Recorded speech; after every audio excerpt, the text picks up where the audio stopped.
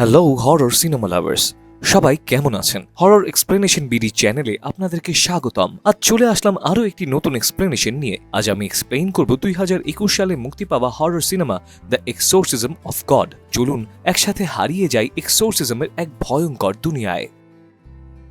সিনেমার গল্প শুরু হয় 2003-এর মেক্সিকোতে। নেলসন নামক একজন ড্রাইভ করে একটি চার্চের ফাদারের কাছে যাচ্ছিল, যার নাম ছিল পিটার। সে ফাদার পিটারের কাছে এসে সাহায্য চায়। তাদের ধারণা তার মেয়ে ডেমন দ্বারা পজেসড হয়েছে। তার অবস্থা খুব খারাপ। নেলসন ফাদারকে নিয়ে তার বাসায় যায়। ফাদার নেলসনের বাসায় এসে দেখে একটি মেয়ে ডেমনের দ্বারা মারাত্মকভাবে পজেসড, যার নাম ছিল ম্যাগিলি।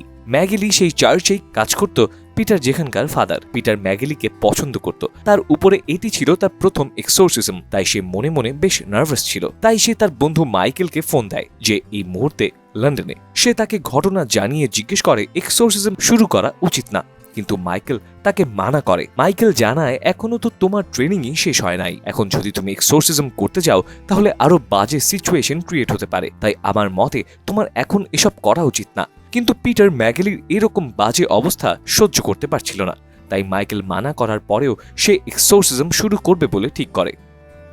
পিটার সবাইকে রুম থেকে চলে যেতে বলে। এরপর সে এক্সোরসিজমের জন্য দরকারি জিনিসপত্র বের করতে থাকে। প্রমাণ রাখার জন্য সে ক্যামেরাও সেট করে রাখে। এরপর সে এক্সোরসিজমের কাজ শুরু করে। ডেমনটি অনেক বেশি শক্তিশালী হওয়ায় তাকে কাবু করা পিটারের জন্য বেশ কঠিন হচ্ছিল। ডেমন জানতো পিটার ম্যাগিলিকে পছন্দ করে, তাই সে পিটারকে সিডিউস করতে শুরু করে যেন এক্সোরসিজম থেকে পিটারের মনোযোগ সরে যায়। কিন্তু পিটার নিজেকে কন্ট্রোলে রেখে এক্সোরসিজম চালিয়ে যায়। ম্যাগিলির দেহ বেডে পড়ে যায়। এখনও তার দেহ ডেমনের কন্ট্রোলে আছে কিনা তা চেক করতে তার কাছে যায় পিটার। হুট করেই ম্যাগিলির স্বাভাবিক চেহারা ফিরে আসে। সে পিটারকে কিস করার জন্য এগিয়ে আসে। পিটারও ধরে নেয় ম্যাগিলি ঠিক হয়ে গেছে। কিন্তু তখনই ডেমন ম্যাগিলির শরীর থেকে বের হয়ে পিটারের শরীরে ঢুকে যায়।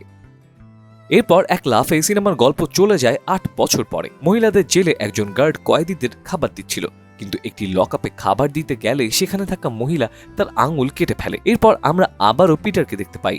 তার কাছে একজন মহিলা সাহায্যের জন্য আসে। তার ছেলে পজেসড। পিটার ছেলেটির কাছে গিয়ে হোলি ওয়াটার ছিটিয়ে দেয়। এরপর সে তার মাকে জানায় ও পজেসড না, ও অসুস্থ। ওর উপরে আমি হোলি ওয়াটার ছিটিয়েছি, তবুও ওর কোনো রিয়াকশন নেই। যদি ও আসলেই পজেসড হতো তাহলে অবশ্যই সে একটু হলেও রিয়াক্ট করত। পিটার ছেলেটিকে নিয়ে হসপিটালে যায়। সেখানকার ডাক্তার তাকে দেখে জানায় ওর শরীরে অদ্ভুত এক ভাইরাস বাসা বেঁধেছে, আর অনেক বাচ্চারই একই সমস্যা দেখা দিয়েছে। বাচ্চাদের জন্য দোয়া করতে পিটার চার্চে যায়। সেখানে নেলসন আসে এবং জানায় এই সপ্তাহে এই সেম ভাইরাসে 4 জন মারা গিয়েছে। চার্চের প্রধান বিশপের কাছে পিটার সেই ম্যাগিলি ইনসিডেন্ট নিয়ে কিছু কথা বলতে আসে। সে জানায় ওই রাতে তার মাধ্যমে বিরাট একটি পাপ কাজ হয়েছিল। বিশপ বলে, তুমি এসব পুরাতন কথা ভুলে যাও, গড তোমার সাথে আছে। পিটার চেয়েছিল সেদিনকার ভিডিও ক্লিপটি বিশপকে দিতে, কিন্তু শেষ পর্যন্ত তার আর সেই সাহস হয় না। বিশপ তাকে অসুস্থ বাচ্চাদের সাহায্য করার জন্য ফান্ড দেয়। পিটার সেই ফান্ড ইউজ করে বাচ্চাদের দরকারি খরচ মেটায়। সেদিন রাতে সে গডের কাছে প্রার্থনা করছিল। তখন সে ম্যাগিলির ঘটনাটি নিয়ে নিজেকে দোষী হিসেবে স্বীকারোক্তি দিতে থাকে। তখনই সে বাইরে থেকে অদ্ভুত একটি শব্দ পায়। শব্দের উৎস খুঁজতে এলে সে একটি অদ্ভুত মানুষকে দেখতে পায়, যাকে দেখে মনে হচ্ছিল ডেমন দ্বারা পজেসড। সে পিটারের উপরে আচমকা হামলা করে বসে। পিটার ঘাবড়ে যায়, কিন্তু পর মুহূর্তেই দেখা যায় সেখানে কেউ নেই। সে ঘুরলে আবারও তার উপরে সেই ডেমনটি হামলা করে বসে। কিন্তু এরপরে দেখা যায় পুরো ব্যাপারটাই আসলে পিটারের একটি দুঃস্বপ্ন ছিল। পরদিন পিটার সেই মহিলা জেল থেকে কল পায়। তারা জানায় তাদের একজন কয়েদি পজেসড অবস্থায় আছে। তারা পিটারের সাহায্য প্রার্থনা করে। ভিকটিমকে দেখার জন্য পিটার লকআপে যায়। সে দেখতে পায় সেই ভিকটিম বাজেভাবে পজেসড। কিন্তু আশ্চর্যজনক ব্যাপার হচ্ছে এই ভিকটিমও একদম হুবহু পজেসড অবস্থায় ম্যাগিলির মতো আচরণ করছে। এটি দেখে এক্সোরসিজম শুরু না করেই পিটার সেখান থেকে চলে আসে। বাইরে আসলে তার সাথে ম্যাগিলির দেখা হয়। তখন সে জানতে পারে কয়েদি সেই মেয়েটি আর কেউ নয়, পিটার ও ম্যাগিলির সন্তান। 8 বছর আগে সেই রাতে সেই ডেমন ম্যাগিলির দেহ থেকে বের হয়ে পিটারের দেহে প্রবেশ করে। পর সে ম্যাগিলির সাথে ঘনিষ্ঠ হয়ে যায়, যার ফলাফল হিসেবে ম্যাগিলি একটি মেয়ের মা হয়। সে মেয়ের নাম রাখে অ্যাসপেরাঞ্জা। ম্যাগিলি পিটারকে যেভাবেই হোক নিজের সন্তানকে ডেমনের পজিশন থেকে রক্ষা করতে বলে। সেদিন রাতে ঘুমের মধ্যে পিটারের মনে হতে থাকে তার উপরে কেউ বসে আছে। ঘুম ভাঙলে সে হঠাৎ তার উপরে সেই আগের রাতের ডেমনটি দেখতে পায়। পরদিন পিটার হসপিটালে খোঁজ নিতে গিয়ে জানতে পারে সেই বাচ্চাটি মারা গেছে। নেলসন জানায় এই বাচ্চাটি কোনো ভাইরাসের কারণে মারা যায়নি। পিটার বুঝে ফেলে এর পেছনে কোনো ডেমনের হাত আছে। পরদিন পিটার চার্চের বিশপের কাছে যায় অ্যাসপেঞ্জারের এক্সোরসিজম শুরু করার জন্য অনুমতি চাইতে, কিন্তু সে বিশপকে জানায় না যে অ্যাসপেরাঞ্জা তারই সন্তান। পিটার এক্সোরসিজম করার জন্য লন্ডন থেকে মাইকেলকে ডাকে। মাইকেল জানায় এসপেরাঞ্জার ভেতরে যে ডেমনটি আছে তার নাম বালবান, যে নরকের শয়তান লুসিফারের ছেলে। এরপর পিটার 8 বছর আগে সেই রাতের ফুটেজটি পুড়িয়ে ফেলে। সেই রাতে ম্যাগেলির পরিবার তার প্রতি কৃতজ্ঞতা প্রকাশ করেছিল, কিন্তু তারা জানতো না পিটার নিজেই অজান্তেই কত বড় পাপ করেছিল। এরপর কাহিনী বর্তমানে ফিরে আসে। চার্চে কামিলা নামক এক সিস্টারকে দেখা যায়। সে মেঝেতে রক্তের ছোপ ছোপ দাগ দেখতে পায়। সে যখন রক্তের দাগ ফলো করে আগাতে থাকে, দেখতে পায় একটি ডেমন মাদার মেরির রূপ নিয়ে দাঁড়িয়ে আছে। ডেমনটি কামিলার বাড়িতে ঢুকে যায়।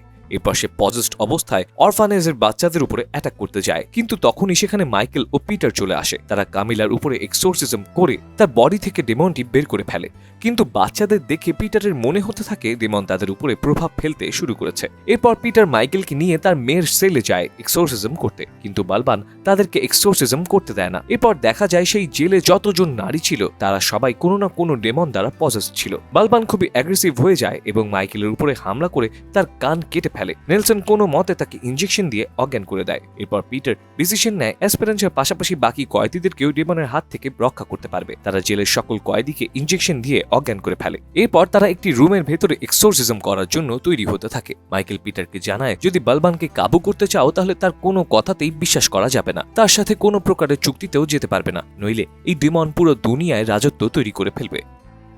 এরপর তারা এক্সোরসিজম শুরু করার আগে জেলের সকল পুলিশকে বের করে দেয়। পিটার, মাইকেল ও নেলসন বাদে সবাইকে জেল থেকে বের করে দেওয়া হয়। এরপর হুট করে জেলের লাইট চলে যায়। নেলসন লাইটের বোর্ড চেক করতে গিয়ে সেখানে একটি ডেমন দেখতে পায়। সে তার উপরে হামলা করে বসে। শব্দ শুনে পিটার ও মাইকেল সেখানে গিয়ে দেখে নেলসনের অবস্থা খুবই খারাপ। নেলসন তাদেরকে সেখান থেকে পালাতে বলে সেখানেই মারা যায়। এরপর অনেকগুলো ডেমন সেখানে চলে আসে এবং পিটার ও মাইকেলের উপরে হামলা করার চেষ্টা করে। মাইকেল কোনো মতে তাদের উপরে এক্সোরসিজম করার চেষ্টা করে। তখনই সেখানে মাদার মেরির মতো দেখতে ডেমনটি চলে আসে। তাকে দেখে মাইকেল মারাত্মক ভয় পেয়ে যায়। তখনই অন্য আরেকটি ডেমন তার উপরে হামলা করে বসে, যার ফলে মাইকেল গুরুতর আহত হয়ে যায়। পিটার কোনো মতে মাইকেলকে তুলে সেখান থেকে পালিয়ে জেলের কিচেনে চলে যায়। মাইকেল তখন পিটারকে জিজ্ঞেস করে আমাদের এক্সোরসিজম কাজ করছে না কেন?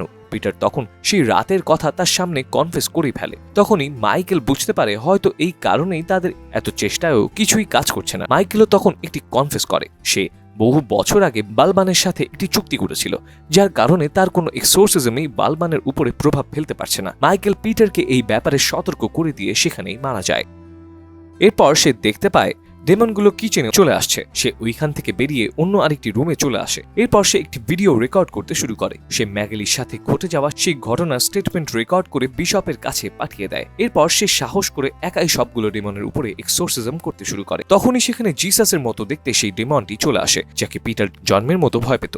কিন্তু এবার আর পিটার ভয় পায় না। সবার উপরে সে হোলি ওয়াটার ছিটিয়ে দিতে থাকে, কিন্তু তখনই পেছন থেকে বালবান তার উপরে অ্যাটাক করে বসে। পরের দৃশ্যে দেখা যায় সবগুলো ডেমন মিলে পিটারকে একটি চেয়ারে বসিয়ে আটকে রেখেছে। এরপর পিটারের উপরে উল্টো এক্সোরসিজম করতে শুরু করে তারা, যেন পিটারের ভেতর থেকে গড বের হয়ে যায়। অন্যদিকে মাদার মেরি ডেমনটি বাচ্চাদের ঘরের দিকে যায় এবং কামিলার উপরে অ্যাটাক করে বসে। পিটার নিজের ভেতরকার গডের প্রতি ভক্তিকে কাজে লাগিয়ে ডেমনদের অবস্থা খুব খারাপ করে দেয়। সে বালবানকে বলে তার মেয়েকে যেন ছেড়ে দেয়। বালবান তাকে একটা চুক্তি অফার করে, সে তার মেয়ে ও অরফানেজের বাচ্চাদেরকেও ছেড়ে দেবে, কিন্তু তার জন্য পিটারকে তার ভেতরকার গডকে স্যাক্রিফাইস করতে হবে। পিটার বাধ্য হয় সেই ডিলে রাজি হতে। এরপর আমরা দেখতে পাই সকল ডেমন চলে গেছে। বাচ্চারা সবাই সুস্থ হয়ে যায়। আসপারাঞ্জাও ঠিক হয়ে যায়। ম্যাগেলি তার মেয়ের সাথে দেখা করে খুবই খুশি হয়।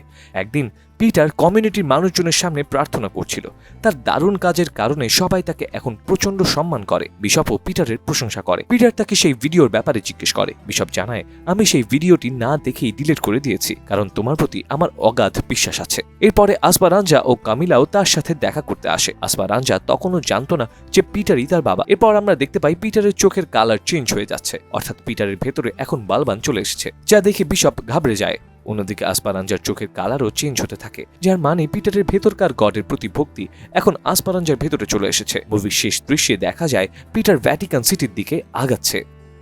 তো বন্ধুরা, the exorcism of god cinematic story আপনাদের কাছে কেমন লাগলো কমেন্ট করে জানাবেন। ভিডিওটি ভালো লেগে থাকলে অবশ্যই লাইক, কমেন্ট ও শেয়ার করবেন এবং চ্যানেলে নতুন হলে অবশ্যই সাবস্ক্রাইব করবেন। নতুন কোনো হরর সিনেমার এক্সপ্লেনেশন ভিডিও দেখতে চাইলে অবশ্যই কমেন্ট করে জানাবেন। আজ এই পর্যন্তই, দেখা হবে পরের ভিডিওতে। সেই পর্যন্ত বিদায়।